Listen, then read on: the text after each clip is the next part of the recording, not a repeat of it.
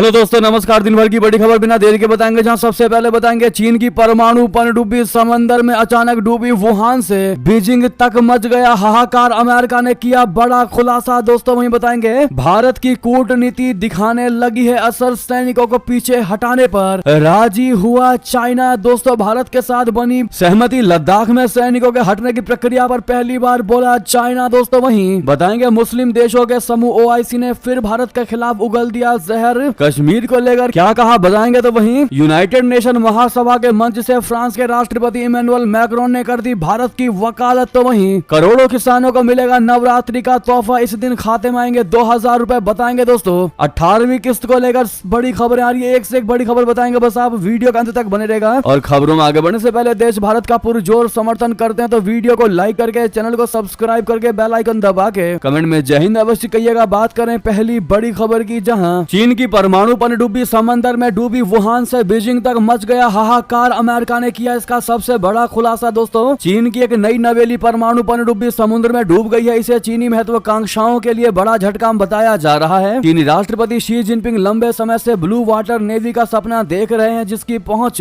दुनिया के हर कोने में हो। चीनी अधिकारियों ने इस दुर्घटना को छिपाने की भरपूर कोशिश की। इस कारण दुर्घटना का खुलासा कई महीने बाद हुआ है। अमेरिकी अधिकारियों ने बताया है कि चीनी परमाणु पनडुब्बी मई के अंत या जून की शुरुआत में वुहान के पास एक शिपयार्ड में डूब गई थी। ये घटना ऐसे समय में हुई है जब चीन अपनी नौसेना का विस्तार करने पर जोर दे रहा है। इसमें परमाणु ऊर्जा से चलने वाली पनडुब्बियों का बेड़ा भी शामिल है। अमेरिका को नहीं पता कि पनडुब्बी डूबने के समय उसमें परमाणु ईंधन था या नहीं था, लेकिन अमेरिकी सरकार से बाहर के विशेषज्ञों ने कहा है कि ऐसा होने की संभावना है कि दुर्घटना के समय परमाणु ईंधन होने का शक है। ऐसे में यही सबसे बड़ा कारण है कि आज पूरी दुनिया में इस खबर ने तहलका मचा दिया है। दोस्तों वहीं आपको बता दें भारत की कूटनीति का दिखने लगा पॉजिटिव असर, सैनिकों को पीछे हटाने पर चीन राजी। दोस्तों पहली बार लद्दाख में सैनिकों के हटने की प्रक्रिया पर आगे से बोला है चाइना। चीन और भारत पूर्वी लद्दाख में गतिरोध को समाप्त करने के लिए मतभेदों को कम करने तथा टकराव वाले स्थानों से सैनिकों को पीछे हटाने पर कुछ आम सहमति बनाने में सक्षम होने के साथ ही दोनों पक्षों को स्वीकार्य समाधान तक पहुंचने के लिए बातचीत जारी रखने पर सहमत हुए हैं। चीनी रक्षा मंत्रालय ने बृहस्पतिवार को यह बात कही। चीनी रक्षा मंत्रालय के प्रवक्ता झांग जियाओगांग ने कहा कि चीन और भारत ने राजनयिक एवं सैन्य चैनलों के माध्यम से एक दूसरे के साथ संपर्क बनाए रखा है। इसमें दोनों देशों के विदेश मंत्रियों और चीन के विदेश मंत्री तथा भारत के राष्ट्रीय सुरक्षा सलाहकार और सीमा परामर्श तंत्र के माध्यम से विमर्श शामिल है। झांग ने संवाददाताओं से कहा कि बातचीत के माध्यम से चीन और भारत दोनों अपने मतभेदों को कम करने तथा एक दूसरे की वैध चिंताओं को समायोजित करने के लिए बातचीत को मजबूत करने पर सहमत होने के अलावा कुछ आम सहमति बनाने में सक्षम हुए। ऐसे में दोस्तों क्या वाकई में चाइना सीमा से सैनिकों को हटा लेगा या फिर कहीं ना कहीं भारत को झांसा देने की तैयारी में है? जो भी आपकी राय हो बताना मत भूलिएगा। तो वहीं बता दें मुस्लिम देशों के समूह OIC ने फिर भारत के खिलाफ उगला जहर, कश्मीर को लेकर कह दी ऐसी बात। बता दें इस्लामिक देशों के समूह ऑर्गेनाइजेशन ऑफ इस्लामिक कॉर्पोरेशन यानी OIC ने एक बार फिर भारत के खिलाफ जहर उगला है। पाकिस्तान के इशारे पर काम कर रहे OIC ने कश्मीर को लेकर जमकर बयानबाजी की है। OIC ने कश्मीर पर कथित तौर पर एक संपर्क समूह का गठन किया है। इस संपर्क समूह ने अब कश्मीरी लोगों के आत्मनिर्णय के अधिकार का राग अलापा है। OIC संपर्क समूह ने उनके वैध संघर्ष के लिए अपने समर्थन की पुष्टि करने का भी दावा किया है। बड़ी बात यह है कि इसी OIC के संपर्क समूह ने पाकिस्तान अधिकृत कश्मीर और गिलगित बाल्टिस्तान पर भारत के बयानों को अनुचित बताते हुए खारिज किया है। दोस्तों OIC के संयुक्त बयान में कहा गया है कि जम्मू और कश्मीर में संसदीय चुनाव या विधानसभा चुनाव कश्मीरी लोगों को आत्मनिर्णय का अधिकार देने के विकल्प के रूप में काम नहीं कर सकते। इसने इस बात पर जोर दिया कि दक्षिण एशिया में अस्थायी शांति और स्थिरता संयुक्त राष्ट्र सुरक्षा परिषद के प्रस्तावों और कश्मीरी लोगों की आकांक्षाओं के अनुसार कश्मीर विवाद के अंतिम समाधान पर निर्भर है। दोस्तों तो वहीं आपको बता दें UNSC में भारत की स्थायी सदस्यता का फ्रांस ने फिर किया समर्थन, इन देशों का भी लिया नाम। दरअसल फ्रांस के राष्ट्रपति इमैनुअल मैक्रोन ने संयुक्त राष्ट्र सुरक्षा परिषद में भारत की स्थायी सदस्यता का समर्थन किया है। UN जनरल असेंबली में बोलते हुए मैक्रोन ने कहा कि UNSC को अधिक प्रभावी बनाने की आवश्यकता है। इसके लिए उन्होंने भारत समेत ब्राजील, जापान, जर्मनी और 2 अफ्रीकी देशों की उम्मीदवारी का समर्थन किया है। इससे पहले अमेरिका में हुए क्वाड समिट के दौरान क्वाड देशों ने भी UNSC में सुधार का समर्थन किया था। साथ ही प्रधानमंत्री मोदी से मुलाकात के दौरान बाइडेन ने कहा था कि अमेरिका संयुक्त राष्ट्र सुरक्षा परिषद में भारत की स्थायी सदस्यता का समर्थन करेगा। फ्रांस के राष्ट्रपति इमैनुअल मैक्रोन ने UNGA में कहा है कि संयुक्त राष्ट्र को और अधिक कुशल बनाने की आवश्यकता है। इसके लिए प्रतिनिधियों की संख्या बढ़ानी होगी। उन्होंने कहा कि फ्रांस इस वैश्विक निकाय के विस्तार का समर्थन करता है। संयुक्त राष्ट्र महासभा के 79वें सत्र को संबोधित करते हुए मैक्रोन ने कहा कि वो भारत, ब्राजील, जर्मनी और जापान को यूएनएससी की स्थायी सदस्यता मिलनी चाहिए। साथ ही अफ्रीकी देशों का प्रतिनिधित्व तय करने के लिए वहां के 2 देशों को भी शामिल करना चाहिए। जी हाँ, दरअसल भारत लंबे समय से यूएनएससी में सुधार और एशियाई अफ्रीकी देशों की भागीदारी बढ़ाने की मांग करता रहा है, लेकिन चीन के अड़ियल रवैये के चलते ऐसा नहीं हो पा रहा था। यूएनएससी संयुक्त राष्ट्र के 6 प्रमुख अंगों में से एक है। इसमें 5 अस्थायी और 10 अस्थायी सदस्य हैं। स्थायी सदस्यों को P5 के नाम से जाना जाता है। इनके पास वीटो पावर भी होता है। वहीं अस्थायी यानी टेम्परेरी सदस्य हर 2 साल में बदलते रहते हैं। वहीं आपको बता दें, क्या राफेल का सबसे बड़ा ऑपरेटर बनेगा अपना भारत? फ्रांसीसी डसॉल्ट ने दिया खुला ऑफर। दोस्तों, भारतीय नौसेना और डसॉल्ट एविएशन 26 राफेल M लड़ाकू विमानों के सौदे को अंतिम रूप देने के करीब हैं। डसॉल्ट को उम्मीद है कि अगर उसे मीडियम रोल फाइटर एयरक्राफ्ट के तहत 114 लड़ाकू विमानों की आपूर्ति का अनुबंध मिलता है तो भारत राफेल लड़ाकू विमानों का दूसरा सबसे बड़ा ऑपरेटर बन सकता है। पहले फ्रांस खुद है। दोस्तों, अगर डसॉल्ट एविएशन की ये इच्छा पूरी हो जाती है तो ये सभी डिफेंस डील में सबसे बड़ा होगा। इससे भारत के राफेल बेड़े में 176 जेट विमानों का विस्तार हो सकता है। इसका तुलना में फ्रांसीसी वायुसेना 185 राफेल को ऑपरेट करती है, जबकि फ्रांसीसी नौसेना के पास 46 राफेल M है। अगर रक्षा अनुसंधान विकास संगठन DRDO द्वारा बनाए जा रहे ट्विन इंजन डेक आधारित लड़ाकू विमान से पहले भारत का दूसरा विमान वाहक पोत सेवा में आ जाता है तो भारतीय नौसेना की आवश्यकता भी बढ़ सकती है। वहीं आपको बता दें, इजराइल ने अब हिजबुल्लाह के ड्रोन चीफ को उड़ाया। बेरूत पर मिसाइलों का कहर, लेबनान में तबाही। दोस्तों, इजराइल ने गुरुवार को एक बार फिर लेबनान की राजधानी बेरूत पर सटीक हमले किए हैं। इजराइल के आर्मी रेडियो के अनुसार हमले में हिजबुल्लाह के ड्रोन यूनिट के प्रमुख मोहम्मद सरूर को निशाना बनाया गया है। माना यह जा रहा है कि इस हमले में मोहम्मद सरूर मारा गया है। यह हमला बेरूत के दहीह में एक बहुमंजिला इमारत की खास मंजिल पर किया गया है। इजराइल का कहना है कि इस जगह पर हिजबुल्लाह का ड्रोन कमांडर छिपकर रह रहा था। आर्मी रेडियो ने कहा है कि हमला सफल माना जा रहा है। जी हाँ, हमले में कईयों की मौत की खबर है। दोस्तों, माना जा रहा 23 तक लोग मरे हैं। इस बीच अमेरिका ने जंग को रोकने की कर दी कवायद तो इजराइल ने अमेरिका को 2 टूक सुना दिया। उल्टा कह दिया कि जंग रोकने के हम बिल्कुल भी पक्ष में नहीं है, अमेरिका बीच में ना आए। दोस्तों, इजराइल ने अमेरिका के शांति प्रयासों पर पानी फेरते हुए युद्ध विराम से इनकार कर दिया है। अमेरिका, फ्रांस और उनके सहयोगियों ने बुधवार को इजराइल और हिजबुल्लाह के बीच बढ़ते संघर्ष को रोकने के लिए 21 दिनों तक तत्काल युद्ध विराम की अपील की है। हाल के दिनों में लेबनान में इस संघर्ष में 600 से अधिक लोग मारे गए हैं। वही बता दें, इतना ही नहीं, लेबनान में पेजर अटैक के बाद अमेरिका की बहुत बड़ी तैयारी, चीन के सॉफ्टवेयर हार्डवेयर पर लगाएगा बैन। जी हाँ दोस्तों, अमेरिका ने चीन के सॉफ्टवेयर और हार्डवेयर पर बैन लगाने की तैयारी कर ली है। ये फैसला लेबनान में हुए पेजर, वॉकी टॉकी और रेडियो ब्लास्ट के बाद लिया गया है। दरअसल 17 से 19 सितंबर तक लेबनान में जो हुआ उसने एक बड़ा सवाल पैदा कर दिया कि क्या जिंदगी आसान बनाने वाले इलेक्ट्रॉनिक गैजेट्स दुश्मन देश के लिए बम का इस्तेमाल कर सकते हैं। अमेरिका ने इस खतरे को सबसे पहले आंका। बताया जा रहा है कि बाइडेन सरकार ने चीन में बनी ईवी कारों ऐसे उपकरणों की जांच करवाई जो इंटरनेट या सैटेलाइट से जुड़ी है। बताया जा रहा है कि जांच में कुछ ऐसा पता चला कि जिसके बाद ही सरकार ने चीन में बने सॉफ्टवेयर और हार्डवेयर को बैन करने का फैसला लिया है। दोस्तों, मेड इन चाइना सामान अपनी घटिया क्वालिटी के लिए दुनिया भर में विश्व विख्यात है। इसीलिए चीन में बैटरी से चलने वाली स्कूटी, कार, बस और दूसरे ऐसे गैजेट्स में धमाके होना आम बात है। ऐसे में चीन में बनी बैटरी लगी होती है, लेकिन बाकी दुनिया के लिए खतरा घटिया क्वालिटी के मेक इन चाइना प्रोडक्ट से ज्यादा बड़ा है। वहीं बता दें, आखिर क्या है ग्लोब और कौन है इसके मेंबर्स जिसका इंडिया भी बना है हिस्सा, क्या है इसकी पूरी कहानी, ABCD बता दें। वैश्विक भ्रष्टाचार रोधी मंच ग्लोबई की 15 सदस्यीय संचालन समिति में भारत शामिल हुआ है। गुरुवार को चीन के बीजिंग में अलग अलग चरणों के मतदान के बाद भारत का नाम शामिल हुआ। इस बात की जानकारी CBI की ओर से दी गई है। अधिकारियों ने बताया कि बीजिंग में भ्रष्टाचार निरोधक कानून प्रवर्तन प्राधिकारों के वैश्विक परिचालन नेटवर्क यानी ग्लोबल नेटवर्क की 5वीं पूर्ण मीटिंग के दौरान कई चरणों की वोटिंग के बाद भारत को संचालन समिति के लिए चुना गया। CBI प्रवक्ता ने कहा है कि संचालन समिति के सदस्य रूप में भारत सरकार और संपत्ति वसूली के खिलाफ वैश्विक एजेंडे को आकार देने में महत्वपूर्ण भूमिका निभाएगा। भ्रष्टाचार से निपटने में भारत की विशेषज्ञता और अनुभव अहम होगा। तो वहीं बता दें, परमाणु हथियारों का पहला इस्तेमाल नहीं करेंगे। दोस्तों, चीन ने दे दी अब ये सफाई, कहा कोई भी निशाने पर नहीं है हमारे। जी हाँ, चीन ने बृहस्पतिवार को कहा कि वो परमाणु हथियारों का पहला इस्तेमाल न करने संबंधित नीति का सख्ती से पालन करते हैं और आत्मरक्षा की परमाणु रणनीति अपनाते हैं। उन्होंने एक ICBM के प्रक्षेपण को लेकर पूछे गए सवाल का जवाब देते हुए प्रेस वार्ता में कहा कि हमने वादा किया है कि हम परमाणु हथियार रहित देशों या परमाणु हथियार मुक्त क्षेत्रों के विरुद्ध परमाणु हथियारों का इस्तेमाल नहीं करेंगे या इस्तेमाल करने की की धमकी नहीं देंगे, अपनी अपनी परमाणु क्षमताओं को राष्ट्रीय सुरक्षा के लिए आवश्यक स्तर पर बनाए रखेगा। वहीं बता दें सिंधु के पानी पर 64 साल बाद क्यों हो रही है रार, भारत ने दिया नोटिस तो गिड़गिड़ाने लगा पाकिस्तान का शहबाज शरीफ। दोस्तों भारत ने सिंधु जल संधि के कुछ हिस्सों पर भारत से बातचीत के लिए पाकिस्तान को नोटिस भेजा है। इस नोटिस के बाद से ही पाकिस्तान की अकड़ ढीली पड़ गई है, वो दशकों पुराने समझौते की दुहाई दे रहा है। पाकिस्तान का कहना है कि दोनों देशों को इस संधि की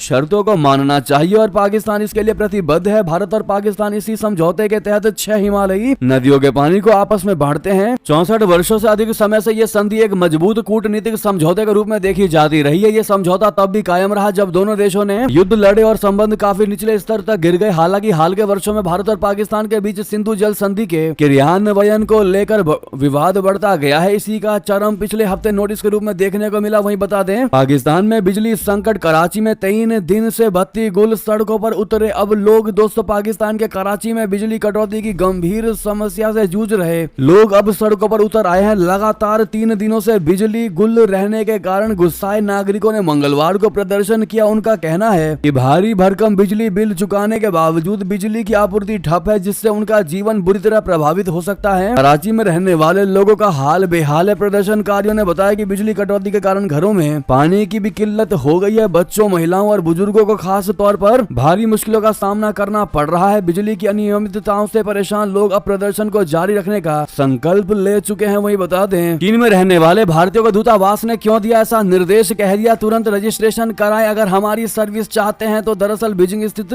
भारतीय दूतावास ने चीन में रहने वाले सभी भारतीय नागरिकों को दूतावास में पंजीकरण रजिस्ट्रेशन कराने की सलाह दी है। ये रजिस्ट्रेशन भविष्य में भारतीय दूतावास से प्राप्त होने वाली सभी सेवाओं के लिए आवश्यक होगा। दूतावास द्वारा जारी एक परामर्श में कहा गया है कि भारतीयों को दूतावास संबंधित सेवाएं प्रदान करने की प्रक्रिया को और अधिक सुव्यवस्थित और सुविधाजनक बनाने के लिए ये सलाह दी जाती है कि चीन में रहने वाले सभी भारतीय नागरिक, जिनमें छात्र भी शामिल है, वो रजिस्ट्रेशन कराएं, जल्द से जल्द कराएं। परामर्श में कहा गया कि वेबसाइट पर पंजीकरण फॉर्म सफलतापूर्वक जमा करने पर आवेदक का नाम, पासपोर्ट नंबर और पंजीकरण संख्या वाला पंजीकरण दस्तावेज स्वचालित रूप से डाउनलोड करने योग्य PDF प्रारूप में तैयार हो जाएगा और पंजीकरण फॉर्म भरने की प्रक्रिया के दौरान आवेदक द्वारा प्रदान की गई पंजीकृत ईमेल ID पर भी भेज दिया जाएगा। वहीं बता दें ना दुर्गा पूजा ना विसर्जन, बांग्लादेश में हिंदुओं को मिल गई चेतावनी, आगे आगे होता है क्या है बता दें। बांग्लादेश की नई सरकार हिंदुओं के अधिकारों की रक्षा करने में नाकामयाब साबित होती दिखाई दे रही है। अब ताजा मामला आपको बताते हैं। वहाँ कई मुस्लिम संगठनों ने मुस्लिमों को खुली चेतावनी दे दी है, जिससे वहाँ हिंदू अल्पसंख्यक समुदाय के लोग चिंता बढ़ गई है। हुआ ये कि वहाँ हिंदुओं का सबसे बड़ा त्योहार दुर्गा पूजा करीब आ रहा है। कट्टरपंथी इस्लामी समूहों इस त्योहार के खुले आयोजन का विरोध कर रहे हैं और वे इसके कारण दुनिया भर में छुट्टियों के खिलाफ है। उन्होंने तो यहाँ तक कह दिया है कि ना दुर्गा पूजा की ना विसर्जन की छुट्टी देनी चाहिए। असल में मीडिया रिपोर्ट्स के मुताबिक चरमपंथी समूहों ने ढाका में एक मार्च निकाला, जहां हिंदू समुदाय लंबे समय से एक मैदान में दुर्गा पूजा मना रहे हैं। इंडिया टुडे की रिपोर्ट के मुताबिक इंसाफ की कीमकारी छात्र जनता नामक संगठन ने विरोध प्रदर्शन किया और बांग्ला भाषा में तख्तियां पकड़ी, जिन पर लिखा था कि सड़कों को बंद कर पूजा नहीं होती, मूर्ति विसर्जन से पानी का प्रदूषण नहीं होगा और मूर्तियों की पूजा नहीं होगी। वहीं बता दें भारत से क्यों भागा जाकिर नाइक, बेटे ने सामने आकर खोला राज, बताया कितने लोगों को बनाया मुसलमान। दोस्तों भारत में कई मामलों में वांटेड चल रहा इस्लामिक उपदेशक जाकिर नाइक अक्टूबर में पाकिस्तान जा रहा है। जाकिर नाइक का बेटा शेख फारिक नाइक भी पाकिस्तान के दौरे पर साथ होगा। दोनों को पाकिस्तान सरकार ने निमंत्रण भेजा है, जहां बाप बेटे कराची, लाहौर और इस्लामाबाद में जलसे को संबोधित करेंगे। पाकिस्तान जाने से पहले जाकिर नाइक के बेटे ने एक पाकिस्तान यूट्यूबर को इंटरव्यू दिया है। उसने अपने माता पिता और भारत के बारे में कई बातें कही हैं। पाकिस्तान के यूट्यूबर ने नादिर अली ने फारिक नाइक से उसके परिवार के साथ छोड़कर भागने के बारे में सवाल किया। वहीं बता दें आतंकवाद के खिलाफ IBS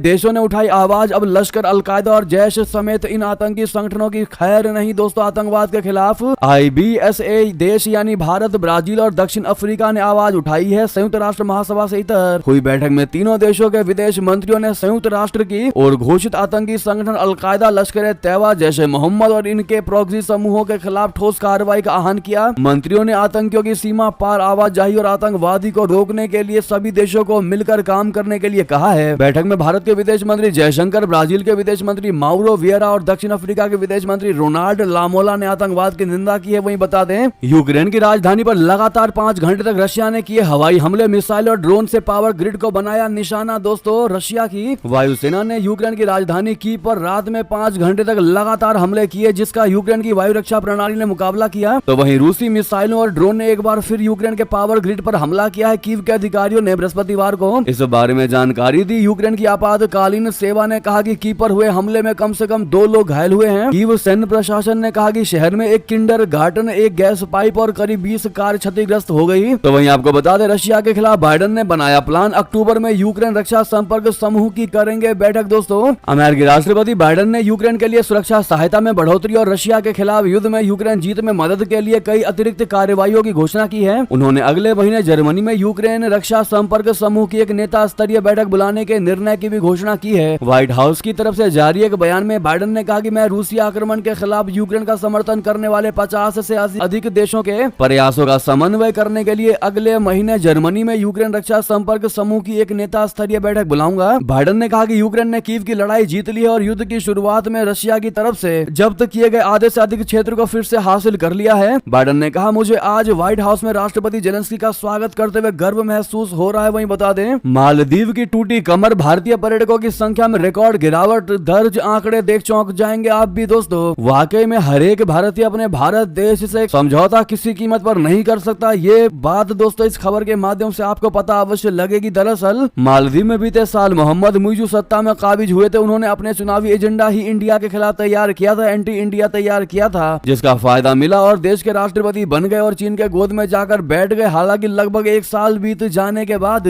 मालदीव की स्थिति पर्यटन के क्षेत्र में काफी खराब हो गई है। रिपोर्ट के मुताबिक पिछले साल 24 सितंबर तक भारत से मालदीव जाने वालों की संख्या 1,76,057 थी। वो इस साल 24 सितंबर तक गिरकर 88,202 हो गई है। इसका मतलब है कि 1 साल के अंतराल में ही लगभग 58,000 की भारी भरकम कमी दर्ज की गई है। बता दें कि भारत बीते 2 साल से भारतीय होकर मालदीव के पर्यटन बाजार में सबसे बड़े भागीदार की भूमिका निभाता रहा है। हालांकि हालिया दिनों में स्थिति काफी बदल चुकी है। दोस्तों, ऐसे में भारतीयों का सपोर्ट करने के लिए दोस्तों थैंक यू कहना मत भूलिएगा। तो वहीं बता दें, ट्रंप के बाद ओबामा की सुरक्षा में बहुत बड़ी चूक, हथियारबंद शख्स पूर्व राष्ट्रपति की कार के पास पहुंचा। फिर क्या हुआ बता दें, रिपब्लिकन राष्ट्रपति पद के उम्मीदवार डोनाल्ड ट्रंप पर हाल ही में जानलेवा हमला हुआ था। तब अमेरिका की सीक्रेट सर्विस पर सवाल खड़े हुए थे। अब एक बार फिर संघीय एजेंसी सवालों के घेरे में बताया जा रहा है कि इस बार पूर्व राष्ट्रपति बराक ओबामा की सुरक्षा में लापरवाही हुई है। दरअसल एक रिपोर्ट में दावा किया गया था कि डेमोक्रेटिक नेता से कथित तौर पर लॉस एंजल्स में एक हथियारबंद व्यक्ति ने संपर्क किया था। हालांकि एजेंसी ने स्पष्ट किया है कि ये दावे गलत हैं और पूर्व राष्ट्रपति की सुरक्षा को लेकर कोई डर नहीं है। वही बता दें, आंखें फाड़े देखता रह गया ड्रैगन, निकल गई सारी हेकड़ी। इस देश ने दिन दहाड़े दिखा दी उसको उसकी औकात। दोस्तों, ताइवान स्ट्रेट से होकर पहली बार एक जापानी समुद्री आत्मरक्षा बल जहाज गुजरा है। स्थानीय मीडिया ने गुरुवार को इस घटना को क्षेत्र में चीन की सैन्य बढ़ती दखलंदाजी के खिलाफ सीधी चुनौती बताया। जापानी मीडिया आउटलेट क्योदो न्यूज ने सूत्रों के हवाले से बताया है कि विध्वंसक जहाज साजा नामी ऑस्ट्रेलियाई और न्यूजीलैंड जहाजों के साथ बुधवार को चीन और ताइवान के बीच संकीर्ण जलमार्ग में होकर गुजरा। ताइवान एक स्वशासित द्वीप है जिस पर चीन अपना दावा करता है। माना यह जा रहा कि यह जहाज अभ्यास के लिए दक्षिण चीन सागर की ओर जा रहे थे। वहीं बता दें, कंगना रनौत की बढ़ सकती है मुश्किलें, अधिवक्ता के बयान हुए दर्ज। अब इस तारीख को होगी सुनवाई। दोस्तों, आगरा में राजीव गांधी बार एसोसिएशन के अध्यक्ष एवं वरिष्ठ अधिवक्ता रामा शंकर शर्मा ने फिल्म अभिनेत्री और भाजपा सांसद कंगना रनौत के खिलाफ अदालत में वाद दायर किया है। बृहस्पतिवार को स्पेशल कोर्ट MP MLA में अधिवक्ता के बयान दर्ज हुए। अदालत ने सुनवाई के लिए 17 अक्टूबर तारीख दी है। वरिष्ठ अधिवक्ता ने वाद पत्र में लिखा है कि वो देश के किसानों के प्रति और राष्ट्रपिता महात्मा गांधी के प्रति श्रद्धा भाव एवं सम्मान रखते हैं। जी हाँ दोस्तों, वहीं बता दें, 69,000 शिक्षक भर्ती को लेकर खबर घोषित हुई। सुप्रीम कोर्ट में सुनवाई की नई तारीख, दोनों पक्षों की निगाहें कोर्ट पर टिकी है। दोस्तों, 69,000 शिक्षक भर्ती की सुप्रीम कोर्ट में अगली सुनवाई अब 15 अक्टूबर को होगी। पिछली तिथि 23 सितंबर को इस मामले की सुनवाई ना हो सकी थी। ऐसे में अभ्यर्थियों का इंतजार अब लंबा होता जा रहा है। 69,000 शिक्षक भर्ती में चल रहे मामले में पिछले दिनों इलाहाबाद हाईकोर्ट की डबल बेंच ने पुरानी सभी सूची रद्द करते हुए नए सिरे से आरक्षण के नियमों के अनुसार सूची बनाने के निर्देश दिए थे। इसके तुरंत बाद लगभग 4 साल से इस भर्ती में आरक्षण में गड़बड़ी का आरोप लगा रहे आरक्षित वर्ग के अभ्यर्थियों ने इस आदेश को तुरंत लागू कराने के लिए धरना प्रदर्शन शुरू कर दिया था। वहीं बता दें, करोड़ों किसानों को मिलेगा नवरात्रि का तोहफा। इस दिन खाते में आएंगे प्रधानमंत्री किसान योजना के 2,000 रूपए, 18वीं किस्त के 2,000 रूपए। दोस्तों, अगर आप खुद प्रधानमंत्री किसान सम्मान निधि योजना के लाभार्थी हैं तो यह खबर आपको खुश कर देगी। किसानों को आर्थिक मदद देने के लिए केंद्र सरकार की तरफ से चलाई जा रही प्रधानमंत्री किसान निधि योजना को लेकर बड़ा अपडेट आया है। सरकार की तरफ से देश भर के 9 करोड़ किसानों के बैंक अकाउंट में नवरात्रि के दौरान 2,000 रूपए ट्रांसफर किए जाएंगे। सरकार की तरफ से प्रधानमंत्री किसान निधि की 18वीं किस्त जारी करने की तारीख का ऐलान कर दिया गया है। 5 अक्टूबर को किसानों के खातों में ये पैसा ट्रांसफर होगा। पीएम किसान सम्मान निधि की वेबसाइट के अनुसार प्रधानमंत्री नरेंद्र मोदी आने वाली 5 अक्टूबर को किसानों के लिए 18वीं किस्त का ये पैसा जारी करेंगे। जी हाँ दोस्तों, क्या आपको 17वीं किस्त तक के सारे पैसे मिल चुके हैं? दोस्तों बताना मत भूलिएगा। देखते हैं क्या कहती है भारत की जनता। तो वहीं आपको बता दें, केंद्र सरकार ने बड़ा फैसला लिया है। अब और सुरक्षित होंगे आधार कार्ड और पैन कार्ड। कुछ वेबसाइटों को ब्लॉक कर दी गई है दोस्तों, ताकि वो इनका गलत इस्तेमाल ना कर सके। इसी बीच ये थी अभी की सारी बड़ी खबरें। आपको हमारी खबर कैसी लगी? आशा करता हूँ बहुत अच्छी लगी होगी। थोड़ी भी अच्छी लगी है तो वीडियो को लाइक करके, चैनल को सब्सक्राइब करके, बेल आइकन दबा के कमेंट में जय हिंद अवश्य कहिएगा। और दोस्तों वीडियो को शेयर करना मत भूलिएगा दोस्तों, फेसबुक, ट्विटर पर।